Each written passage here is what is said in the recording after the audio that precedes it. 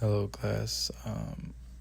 This is how I would share my thoughts or summarize the gospel and why I would approach it this way. So, when sharing the gospel, I think the first step is keeping it simple and relatable because the gospel message is supposed to be meant for everyone and not just those that already know about it. So, whenever sharing the gospel, you don't want to make it too complicated or bombard somebody with information that they may not understand or receive.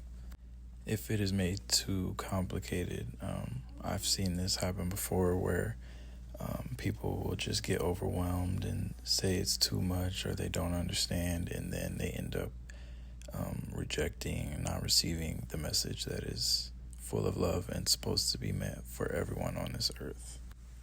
In simple terms and at its core, the gospel is about God's love for humanity and how he came to restore our relationship with him after we, as humanity, ultimately betrayed him through sin. Humanity was separated from God because of sin, and which are the choices and actions that go against God's ways and God's teachings. But God did not leave us after we chose sin. He sent his son Jesus to bridge the gap and ultimately pay the price that we would be able to be with him again. So after God created humanity, which was Adam and Eve, he told them not to eat from a certain tree, which was the tree of knowledge of good and evil. And he told them, if you eat from this tree, you surely will die. Not literally fall out and die, but what he meant was that they would be sinning and they would be separating humanity from God, which is exactly what they did. So after this was done, humanity was separated from God's ways and God's love.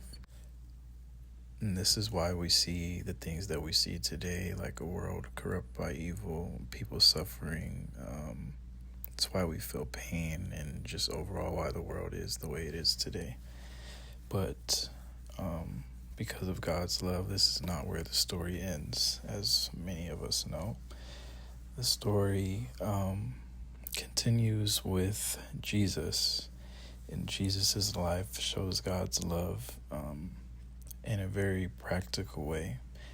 He was born in a humble setting, a small town, to a family that wasn't wealthy, powerful. He wasn't a descendant of a king, well, an earthly king.